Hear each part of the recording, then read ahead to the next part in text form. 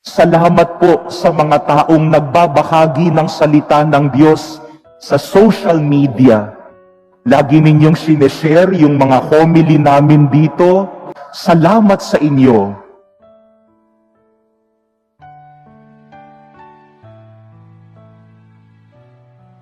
My dear brothers and sisters, our readings on this fourth Sunday of Lent, especially our first reading and gospel, seem to be about people having difficulty in seeing. Mga taong may problema sa pagtingin. In our first reading today, the Lord sent the prophet Samuel to look for a successor to King Saul. And the prophet Samuel went to Jesse in Bethlehem. And one by one, the prophet Samuel looked at the sons of Jesse. At first, he found the eldest, mukhang hari, tindig hari. Kaya sabi niya, ito siguro ang pinili ng Diyos. But God said, no, I have not chosen him. At isa-isa.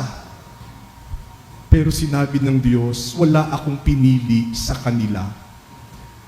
The prophet Samuel seems to be having difficulty in looking because he was using the standard of the world.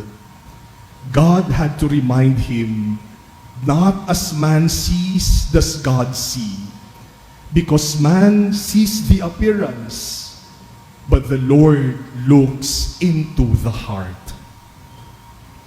Even Jesse seems to be having difficulty in looking. Iniharap niya yung kanyang mga anak, at sa tingin niya, kumpleto na yung kanyang mga anak na ipinakita kay Samuel. Hindi niya napansin na may isang anak pa siyang kulang. Hindi niya nakita na wala pa si David. Even the father, even Jesse, had difficulty in seeing. And in our gospel today, Jesus heals a man born blind. He had difficulty seeing, and now Jesus healed him. That is why he could see clearly. But there are also other people in the story of today's gospel who did not have any problem with sight. Okay naman ang kanilang mga mata, but they are blind. They could not see well. The people, the Pharisees, who cannot understand the miracle that Jesus did, hindi nila makita ang ginawa ni Jesus na pagpapagaling. Ang nakita nila ay lumabag si Jesus sa batas ng Sabbath. Ang nakita nila ay yung mga bagay na hindi nila nagustuhan sa ginawa ni Jesus. Kaya ang kwento ng ating ebanghelyo ay tungkol sa isang taong ipinanganak na bulag, na pinagaling ni Jesus kaya siya nakakita. At kwento rin ng mga taong wala namang diferensya ang mata, pero mga bulag at hindi makakita. My dear brothers and sisters, our readings, first reading and gospel, are about people having difficulty with sight. Bulag, nakakita. Hindi naman bulag, pero hindi makakita ng malinaw. But if we are going to look at the stories of our reading, there is only one who can really see clearly. There is only one who has a 20/20 vision. There is only one who can see everything, even the things hidden from the eyes. And who is that? God. Only God can see well. Only God can see everything. At yan ang malinaw na ipinapakita sa atin ng ating mga pagbasa ngayon. Maraming tao, may diferensya ang paningin. Pero ang Diyos, hindi bulag, hindi malabo ang mata. Nakikita niya ang lahat. Nakakakita siya ng mabuti. My dear brothers and sisters, this is an important lesson that we have to learn and relearn. This is something that we have to remind ourselves over and over again. That God is not blind. That God sees well. And that God sees all. God sees what others cannot see. And God sees what we ourselves cannot see. Nakikita ng Diyos ang lahat. Hindi po ba nung tayo'y mga bata, palagi naman tayong pinapaalalahanan ng ating mga magulang at ng mga nakatatanda sa atin. Sasabihin sa atin, huwag kang gagawa ng masama. Nakikita ka ng Diyos. Pero bakit po ba kapag tumatanda na tayo, parang pinapaniwala natin ang ating sarili na may mga pagkakataon, may mga lugar, may mga oras na hindi nakatingin ang Diyos. We fool ourselves that there are places and there are times that the sight of God cannot reach. Niloloko natin ang ating sarili na baka malabo ang mata ng Diyos. Kaya baka hindi na niya ako nakikita kahit gumawa ako ng masama. But my dear brothers and sisters, we are the ones who are blind, not God. He sees everything, even the things that we keep from others. He sees what is in our mind. He sees what is in our heart. He sees even the things other people cannot see.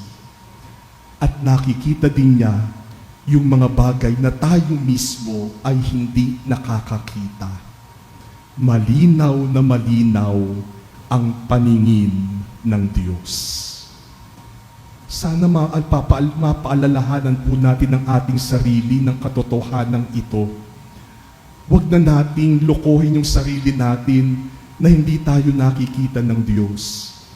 Ang katotohanan, kahit na magpakatago-tago tayo, kitang-kita pa rin tayo ng Diyos. The question, my dear brothers and sisters, is, if God can see well and can see all, is He happy with what He sees?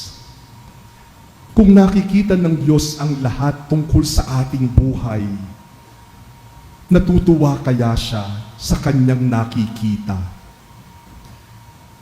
St. Paul in our second reading today reminds the Christians in Ephesus and also all of us to live as children of light.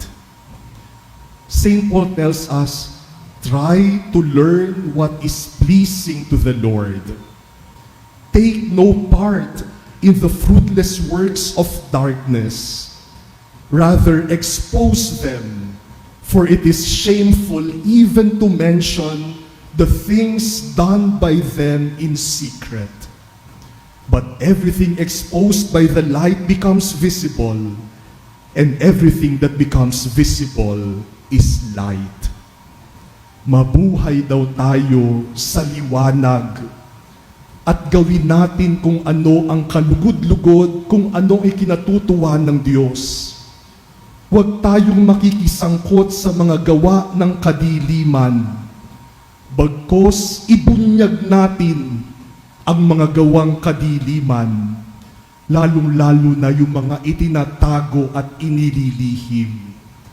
Dahil ang lahat ng nasa liwanag ay nakikita at ang lahat ng nakikita ay liwanag. Live in the light so that our lives may become visible to God and our lives may become pleasing always to God. My dear brothers and sisters, the fourth Sunday of Lent is traditionally called Laetare Sunday, a Sunday of joy, because we are halfway our Lenten journey and the day of salvation is near. But what is the reason for joy? The reason for joy is the fact that God sees us. Kapag sinabi sa ating nakikita ka ng Diyos, ano ba ang nararamdaman natin? Natatakot ba tayo? Naku, nakikita pala ako ng Diyos. Kahit pala ako magtago, nakikita pala ako ng Diyos. But my dear brothers and sisters, God does not look at us like a policeman who is always on the watch and would catch us if we commit mistakes.